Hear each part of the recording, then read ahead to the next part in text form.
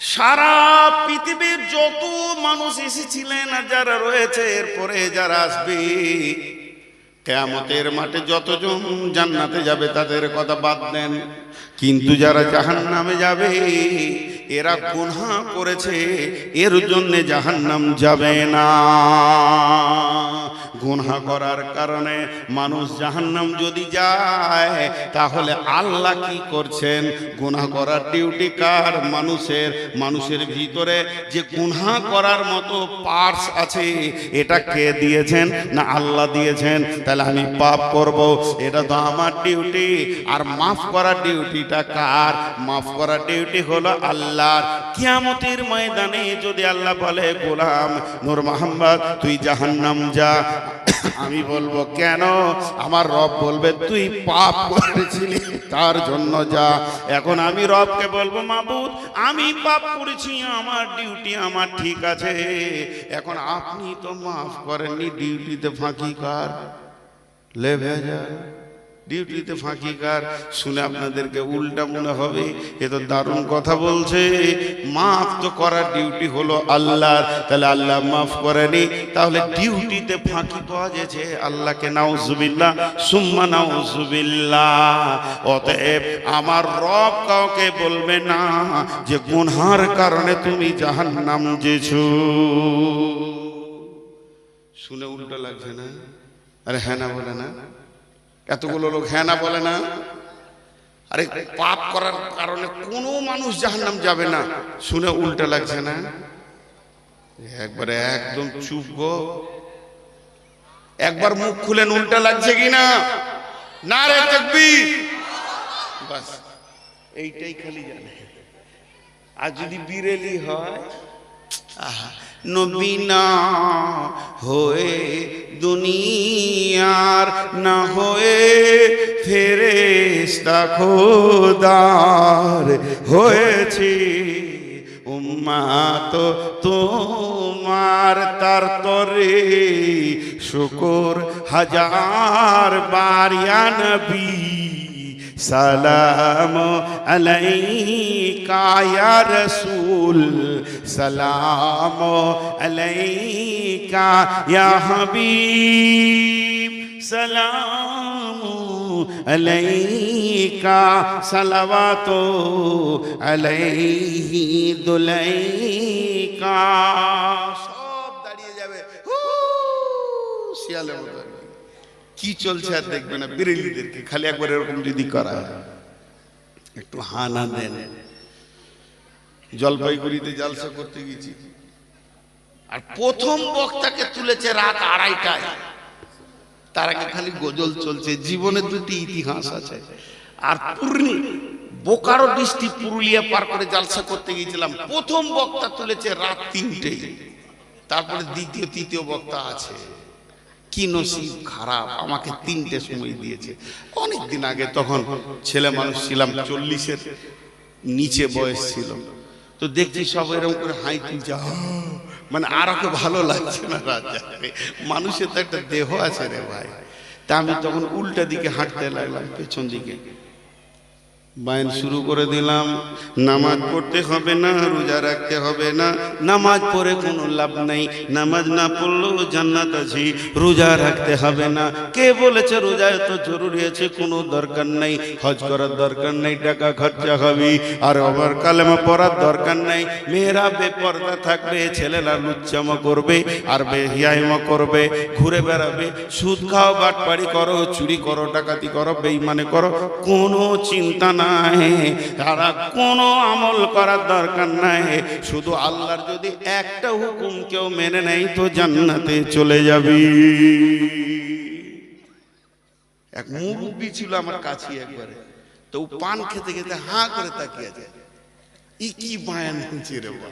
আর লোকের তো ঘুম ভেঙে গেছে যে আজ পর্যন্ত কোনো মৌলবি কথা বললে না যে নামাজ পড়ার দরকার নেই, এই তো ক্লিয়ার সব সাফ করে দিয়েছে, খালি আল্লাহর একটা হুকুম মানলেই জান্নাত চলে যাবে। তখন এই মুরব্বি থাকতে না পেরে বলছে, ঠিকই নাকি বাপ? হ্যাঁ গো চাচা, ঠিকই বলছি। কোথা আছে বাপ? ও ভাবছে বুখারি টোকারি হলেছে, সহি জয়ী বলবো। তার মানে কোরআনে আছে গো। ইন্না লিল্লাহ, কি কথা বলছে গো? কোরআনে এরকম আছে না? কোথা আছে গো? সূরা রহমানে গো বাবা। লে ভেজাল, আল্লাহর একটা হুকুম মেনে জান্নাত সূরা রহমানে আছে, আর বাকি কিছুই মানতাম না। কোথায় আছে? বিসমিল্লাহির রহমানির রহিম। আল্লাহ বলছেন, ইয়া মাশারাল জিন্নি ওয়াল ইনসি ইন ইসতাতাতুম আন তানফুযু মিন আকতারিস সামাওয়াতি ওয়াল আরদি ফানফুযু লা তানফুযুনা ইল্লা বিসুলতান ফাবিআইয়ি আলাই, জোরে বলেন, রব্বিকুমা তুকাযযিবান। আল্লাহ কি বলতে চাইছেন? হে জিন ইনসানের দল, ও পৃথিবীর মানব কুল, জিন কুল, আমার সংবিধান, আমার আইন যদি তোমাদেরকে ভারী লাগে, এটা যদি বহন করতে বিরক্ত লাগে, তবে এক কাজ করো, এটাকে তোমরা ইগনোর করে দাও, এটাকে তোমাদেরকে মানতে হবে না। তোমরা একটা কাজ করো, আমার রাজ্য ছেড়ে অন্য আল্লাহর রাজ্যে চলে যাও, যেখানেই যাবে ওটাই আমার রাজ্য, ইল্লা বিসুলতান। আমি বললাম, চাচা, আপনাকে একটা আমল করতে হবে, সেটা আল্লাহর জমিনের বাইরে চলে যেতে হবে। কোথা যাও বাবা? মানতে হবে সোজা রাস্তা। আল্লাহ বলছে, আমার আইন মানবি না, আমার রাজ্যের বাইরে চলে যা, তোর সাথে আমার কোনো ভেজাল নাই। কোথাও যেতে পারবে ও? দেশদ্রোহী 5টা ধরা পড়েছে, তখন ওদেরকে সুপ্রিম কোর্ট থেকে রায় দিয়েছে, ইলেকট্রিক পোলে টেঙ্গে দিবালোকে মানুষের সামনে গুলি করে মারতে হবে। দেশদ্রোহী ধরা পড়েছে, মুশকিল খুব। এবার ওরা কি ধরেছে? রাষ্ট্রপতিকে প্রাণ ভিক্ষা চাইছি। রাষ্ট্রপতি বলছে, 1 সপ্তাহ টাইম দিলাম, দেশের মাটির বাইরে চলে যা। 1 সপ্তাহ পর গোয়েন্দা দিয়ে দেখছে ওরা মালদা আম বাগানে পাকা পাকা আম খেতে গাছে চেপে। পুলিশ বলছে, রে নাম রে শালা, তোদেরকে নিয়ে যাব। ওরা তখন বলছে, রাষ্ট্রপতি বলেছে দেশের বাইরে মাটিতে থাকিস না, আমরা তো গাছে আছি ভাই, মানবে? আল্লাহ বলছে, শোনো, আমার আইন মানবে না, আমার সূর্যের আলো নেবে না, আমার পাতালের পানি খাবে না, আমার জমি চাষ করবে না, আমার আলোর বাইরে তুমি চলে যাও, তোমার সাথে আমার কোনো লেনদেন নেই। আর যদি আমার সূর্যের আলো নাও, আমার অক্সিজেন যদি ব্যবহার করো, আমার মাটিকে যদি তোমরা ব্যবহার করো, তাহলে আমার প্রত্যেকটা আইনকে পুঙ্খানুপুঙ্খানু মেনে নিতে হবে। তেমনি বন্ধুরে, একটু আগে বললাম, আমার রব কোন মানুষকে গুনার কারণে জাহান্নামে দেবেন না। আর একবার বলছি, আমার রব কোন মানুষকে গুনার কারণে জাহান্নামে দেবেন না। আমার রব কোন মানুষকে গুনার কারণে জাহান্নামে দেবেন না। যে কারণে জাহান্নামে দেবে, সেই কারণটা হচ্ছে মাপ না চাওয়ার কারণে জাহান্নাম যাবে। গুনাহ করা অপরাধ নয়, মাপ না চাওয়াটা অপরাধ। বুঝাতে পারলাম? গুনার কারণে মানুষ জাহান্নাম যাবে না, মাপ না চাওয়ার কারণে যাবে। কারণটা হচ্ছে মাপ না চাওয়া। এবার বলেন, আল্লাহ বলছেন, তোমরা যখন গুনাহ করো তখন তোমাদের খুব উদ্দীপনা থাকে, কিন্তু একবার মুখে বলতে হবে আল্লাহ তুমি মাফ করো। এটা তোমরা অলসতার কারণে বলো না। তোমাদেরকে এমন গাফলতি শয়তান দিয়েছে, গুনার ব্যাপারে তুমি হিরো, মাফ চাওয়ার ব্যাপারে তুমি হয়ে গেলে জিরো। আল্লাহ কেমন মাফ করেন? ইন্নাল্লাহা গাফুরুর রহিম। একটা লোক একটাই গুনাহ, একটা লোক একটাই গুনাহ, একটা লোক একই গুনাহকে প্রতিদিন যদি 70 বারের ওপর করে থাকে, আল্লাহ 70 বার মাফ করবেন। কেন মাফ করবেন? আল্লাহ বলেছেন, আমি মাফ করনে ওয়ালা, ইন্নাল্লাহা গাফুরুর রহিম। তবে প্রত্যেকটি তওবাতে ইখলাস থাকতে হবে যে আমি এই গুনাহ আর করব না, আবার হয়ে গেছে। অতএব মানুষ গুনাহ করে না, মুমিন কোনোদিন গুনাহ করে না, ঈমানদার কোনোদিন গুনাহ করে না। একটা কথা জিজ্ঞেস করব, উত্তর দেন। রোডে গাড়ি, বাস, ট্রাক, ডাম্পার এরা কি অ্যাক্সিডেন্ট করে? এতগুলো লোক কিছু বলছে না। আর ভালো লাগে, মরা রোগী কি চিকিৎসা হয় গো? মুখ খুলেন। কোন গাড়ি অ্যাক্সিডেন্ট করে? করে না। একটাও অ্যাক্সিডেন্ট হয় না, একটাও অ্যাক্সিডেন্ট করে না। অ্যাক্সিডেন্ট হয়ে যায়। অ্যাক্সিডেন্ট করার অ্যাক্সিডেন্ট হয়ে যাওয়া আসমান জমিন পার্থক্য। কোন ড্রাইভার বলে তুই এদিকে থাক, আমি এদিকে লাগাই? কেউ বলেছে কোনোদিন আই জানটাকে দিয়ে দিচ্ছি? না, অ্যাক্সিডেন্ট করে না, অ্যাক্সিডেন্ট হয়ে যায়। মুমিন গুনাহ করে না, গুনাহ হয়ে যায়। অতএব গুনাহ মাফ আছে, 70 বার করলে আল্লাহ মাফ করবেন। যতদিন পশ্চিম দিকে সূর্য না উঠেছে গুনাহ মাফের দরজা রয়েছে বন্ধু আমার। অতএব ইন্নাল্লাহা গাফুরুর রহিম। কোন মানুষ গুনার কারণে জাহান্নাম যাবে না, মাফ না চাওয়ার কারণে জাহান্নাম যাবে। আপনাদের গ্রামের নাম মেদেরদা, সেই জেনটা কই খেপা জেনটা? আপনাদের গায়ে একটা জেন আছে, সাব্বির নাম দেখেছেন? আল্লাহু আকবার। আমার দুখানা জেনের সঙ্গে পরিচয় আছে। একটা জেনের নাম হলো জাসি, ওর বাড়ি বর্ধমান। আগে ডাকলি চলে আসতো, যেখানে বাংলাদেশে দেখেছি তাও গেছে। সত্যি জিন আর কি। ওর বয়স আবার 3600 বছর। 3600 বছর, 3400 বছর। তো যে কথাটা আপনাদেরকে আমি বলছি, ধরেন একদম বর্ষা, চারিদিকে পানি, থই থই, ঝড় বৃষ্টি চলছে, এখন কোনো জালসা নাই। ওই অবস্থায় যদি আমি এলাকায় ঘুরি তো মানুষ জিজ্ঞেস করবে কি ব্যাপার। আর জালসার সিজনে যদি ঘুরি তো মানুষ জানবে যে কোথাও জালসা আছে। এ মাল ঘুরছে মানে কোথাও মাইক বাজছে, ঠিক কি না? শামসি মসজিদে উজু করছি তো একজন জিজ্ঞেস করছে জালসা করতে এসেছেন? বলে না, শ্বশুর বাড়ি এসেছি।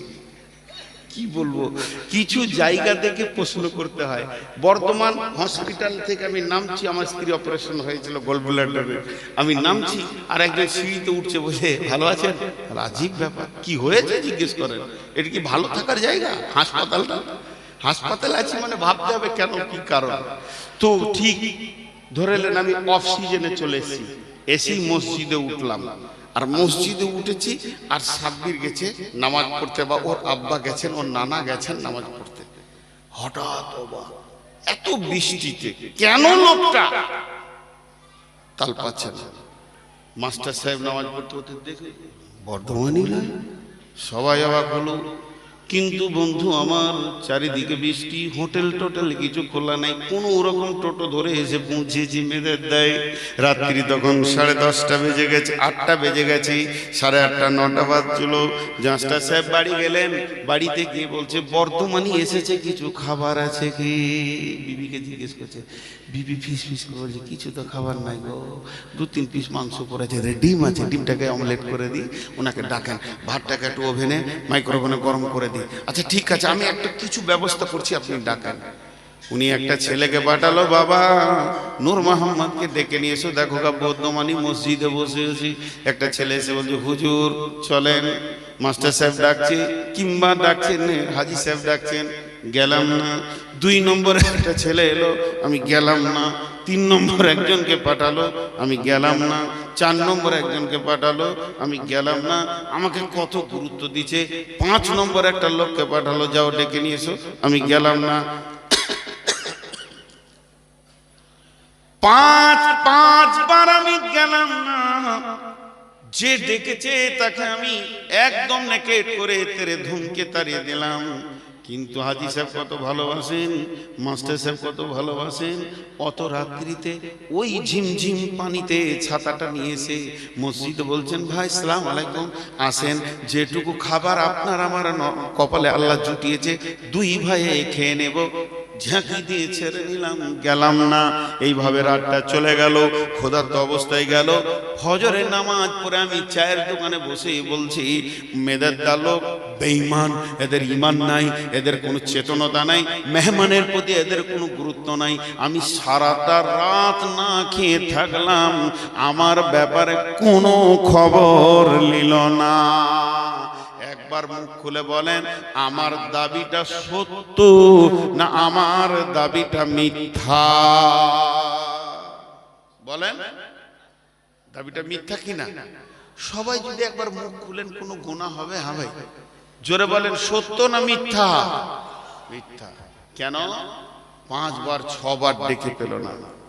আমার রব বলছেন, তোর কাছে আমাকে শিখতে হবে, মাফ করার ডিউটিটা আমার। তোর কাছে কি আমাকে চেতনতা নিতে হবে? আমার কি বিবেক নাই? আমার কি জ্ঞান নাই? তোর গুনাহ করেছিস তুই, মাফ করব আমি।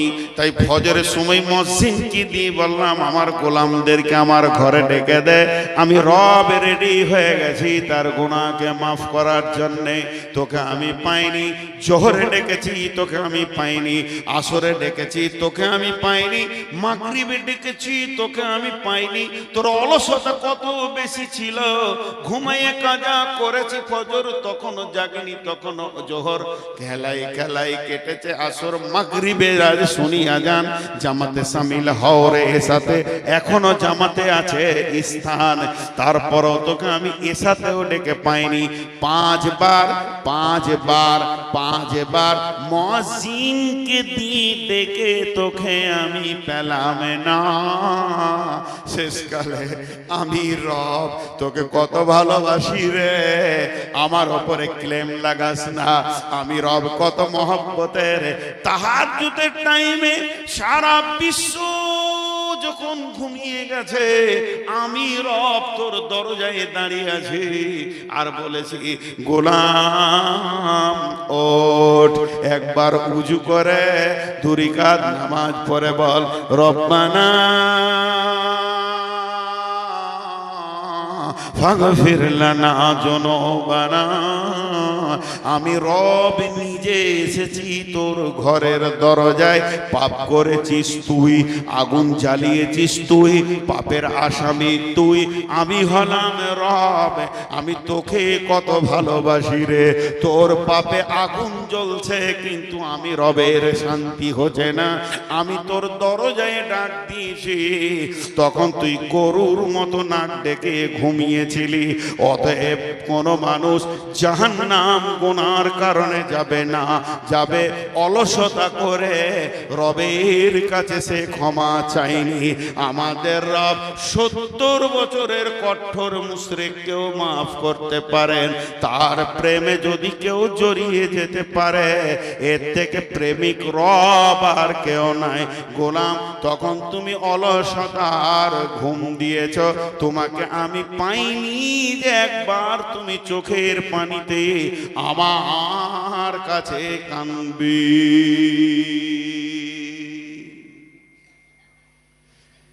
বলেন, জাহান্নাম যাওয়ার কারণে আল্লাহ মাফ করেনি না মাফ নিতে পারিনি?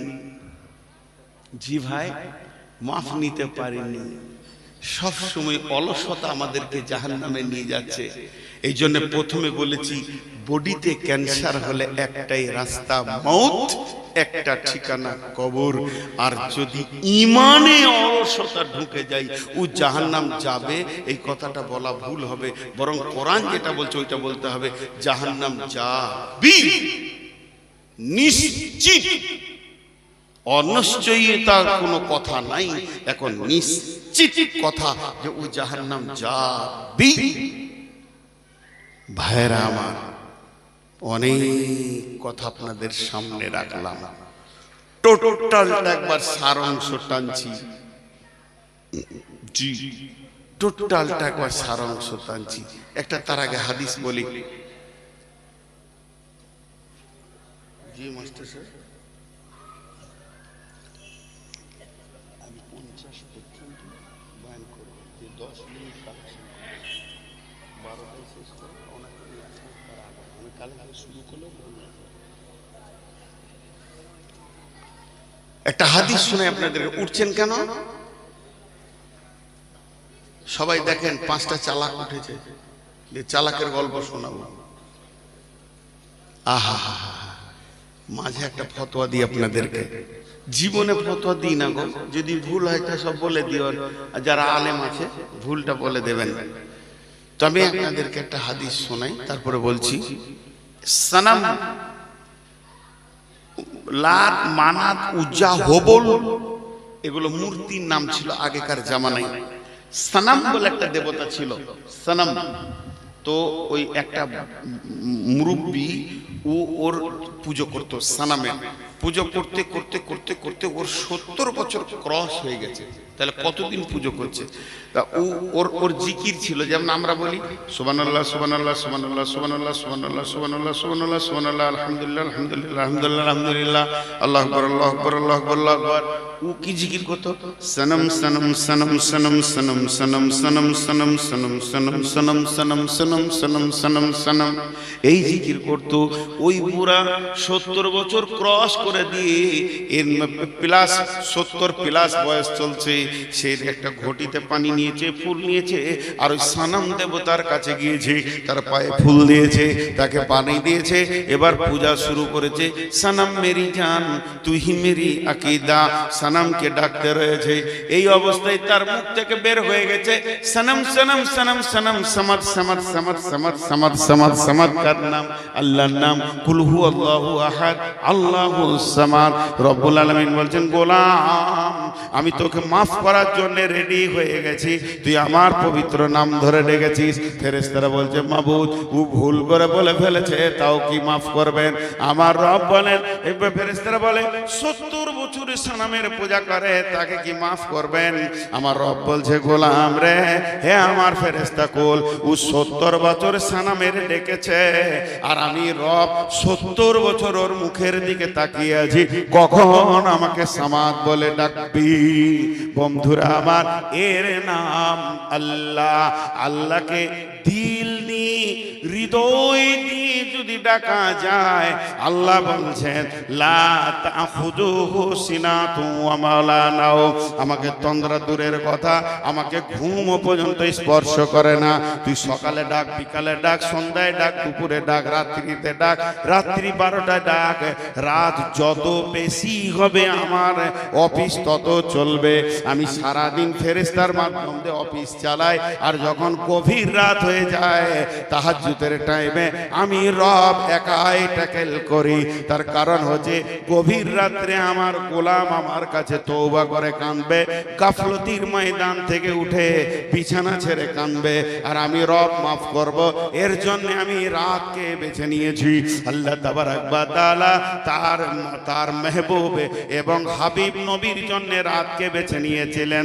সুবহানাল্লাযী আশরা বিআবদিহি লাইলাম মিনাল মসজিদিল হারামি ইলাল মসজিদি আকসাল্লাযী বারাকনা হাওলাহু লিনুরিয়াহু মিন আয়াতিনা ইন্নাহু হুয়াস সামিউল বাসীর। রাত্রিটাকে বেছে নিয়েছিলেন, গভীর রাত্রিতে রাসূলের মিরাজ হয়েছিল।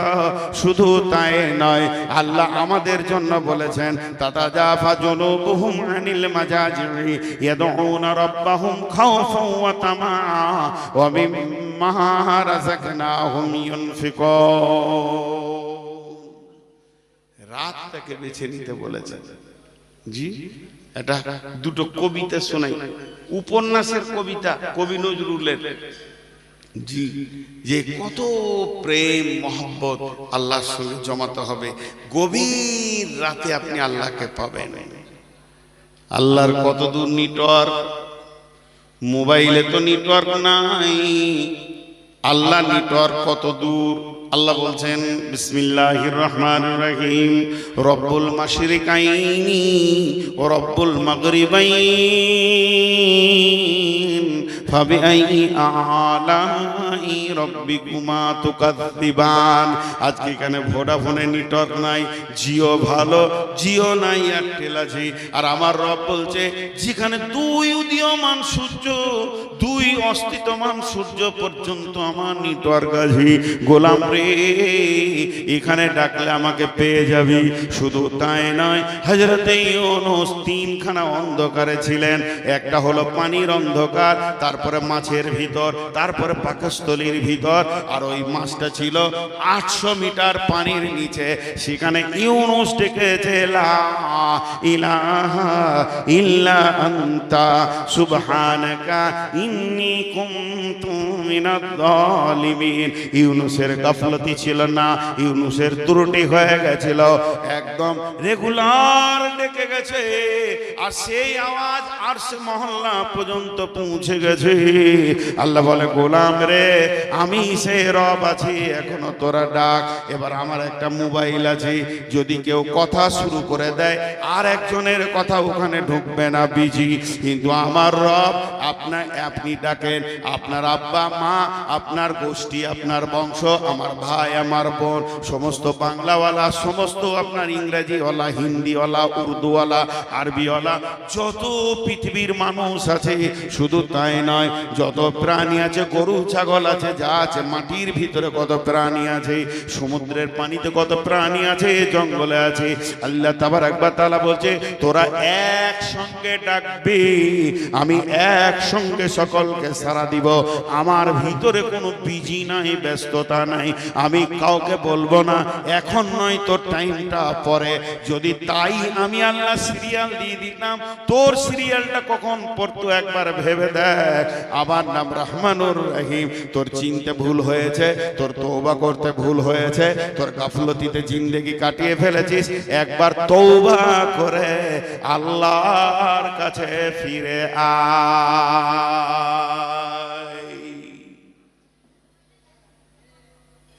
আমরা চিনতে ভুল করে দিয়েছি, জাহান্নাম মানুষ এমনি যাবে না। জি, আল্লাহ কত মেহেরবান। কবরের আযাব রেখেছে কেন জানেন? যাতে মানুষটা জাহান্নাম না যায়। ও যে পাপটা করেছে কবরেই মাইনাস হয়ে যায়।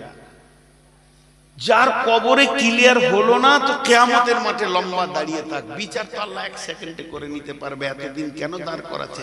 যাতে করে মানুষটা জাহান্নাম না যায়। সেখানে কিছু মাপ হবে, তারপরে পুলিশের হাতে ছাড়বে।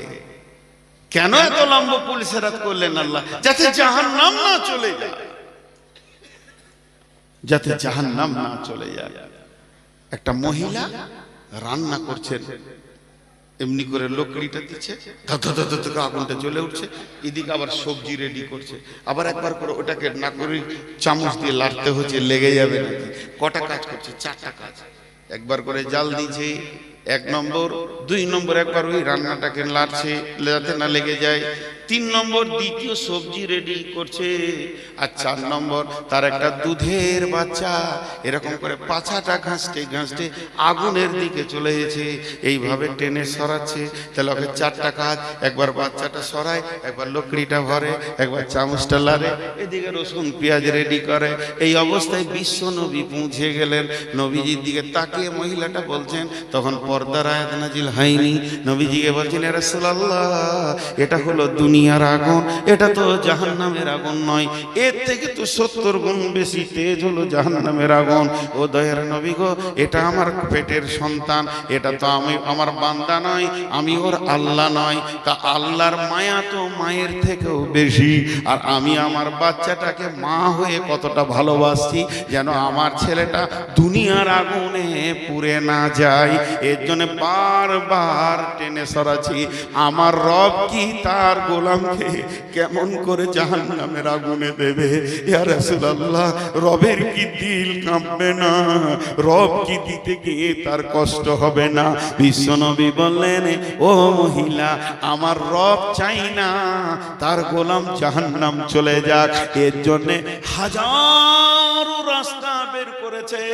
গভীর রাত্রিতে খালি একবার বল, রব্বানা ফাগফির লিনা, মাফ। মা তো মাফ করতেই পারবে না। আমার মা বলেছে, বেটা নূর মোহাম্মদ, বলে কি? বলে বেলডাঙ্গা চললি? বলে হ্যাঁ। আমার জন্য কলা দই আর ছিঁড়ে নিয়ে আসবি। আমি কাজে কাজে দৌড়তে দৌড়তে ভুলে গেছি। মা যখনই আমি বাইক নিয়ে ঘর ঢুকছি, মা বলছে, বেটা এলি নাকি? বাবা, আমি তো লম্বা করে জিভ বার করতে ভুল করে দিয়েছি। মা তো দই ছিঁড়ে দিনের কথা বলেছিল, মায়ের কণ্ঠস্বর মনে পড়ে দিয়েছি। অনেক রাত্রি হয়ে গেছে, মায়ের সামনে কান ধরে দাঁড়িয়ে গেলাম, মা আমাকে মাফ করে দেন, ক্ষমা করে দেন, আমি আপনার মালটা আনতে ভুলে গেছি, কাল সকালে ফার্স্টে এনে দিব। আমার মা এক চান্সে মাফ করতে পারবেন না, এতগুলো লিস্টি দেবে। আজকে দই এনে দিলি না, রমজান মাসে তুই চিড়ে এনে দিসনি, আর একদিন ওষুধ এনে দিলি না, একদিন ডাকলাম পেছন করে চলে গেলি, তোকে আমি দুধ খাইয়েছি, তোর প্রসব যন্ত্রণা আমি যন্ত্রণা নিয়েছি, তোকে আমি পেটে 9 মাস বহন করেছি। শুধু তাই নয়, তোর পেচ্ছাপ পায়খানা 2 হাতে করে সাফ করেছি। তুই এত বড় ধৃষ্ট হয়ে গেছিস, আমার কথা শুনছিস না। এরপরে মা মাফ করবে, মা এতগুলো শোনাবে, তারপরে মাফ করবে। আমার রব কেমন, আমার আল্লাহ কেমন। 70 বছর ধরে মাতাল জুয়ারি হয়ে জীবন কাটাচ্ছি।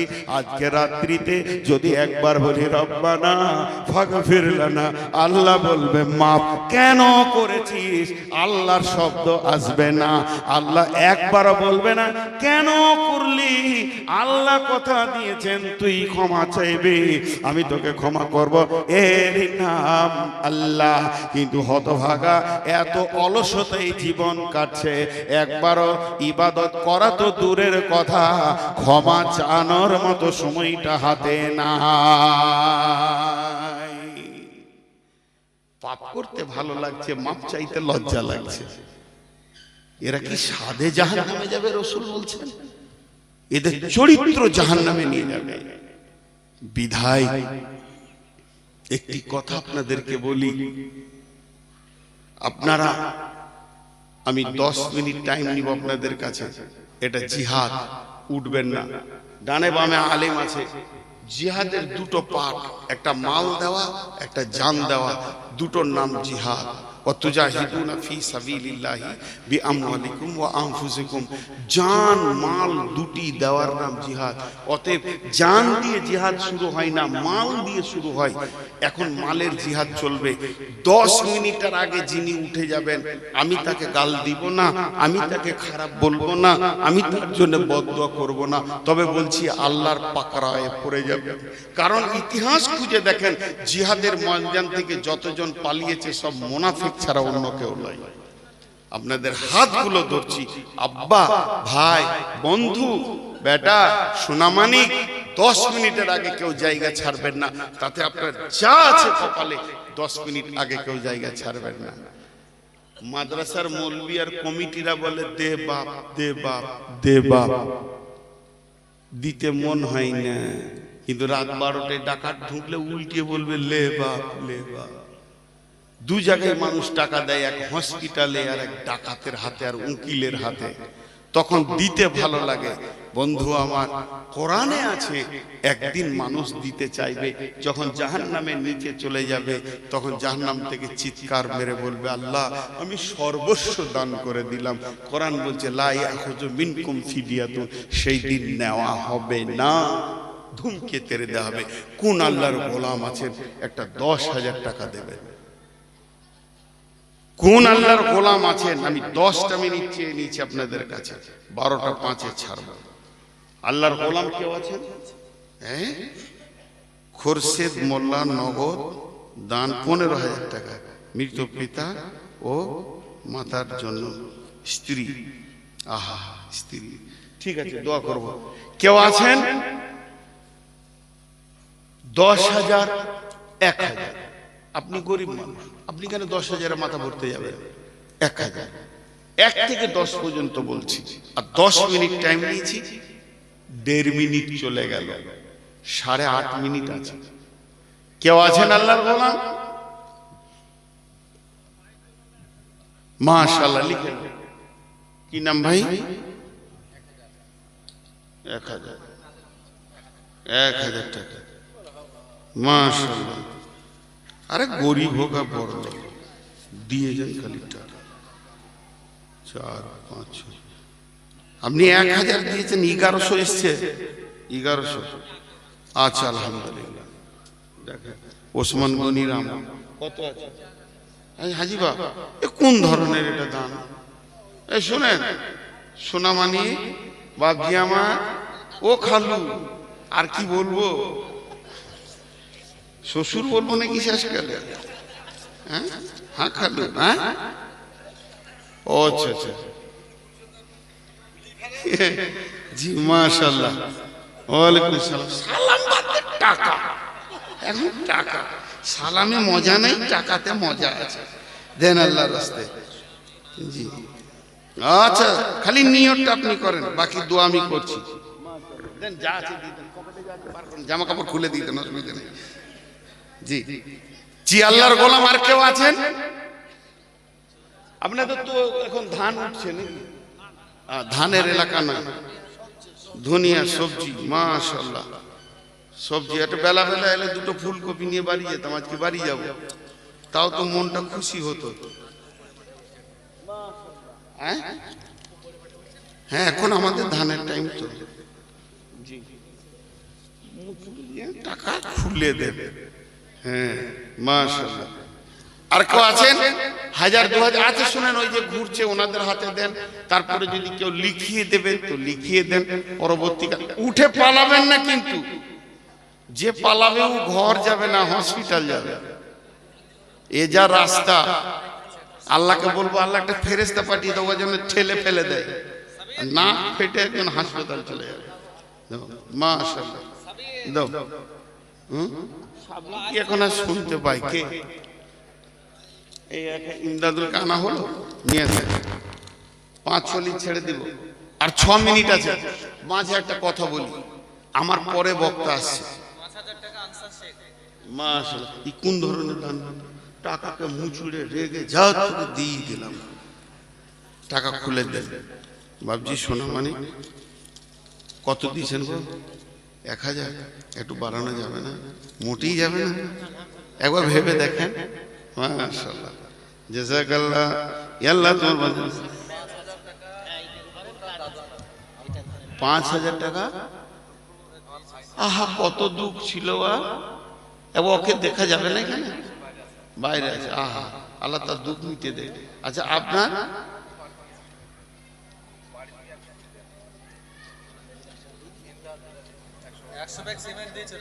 আচ্ছা আচ্ছা শুনেন আপনাকে যখন বললেন লজ্জা না দিয়ে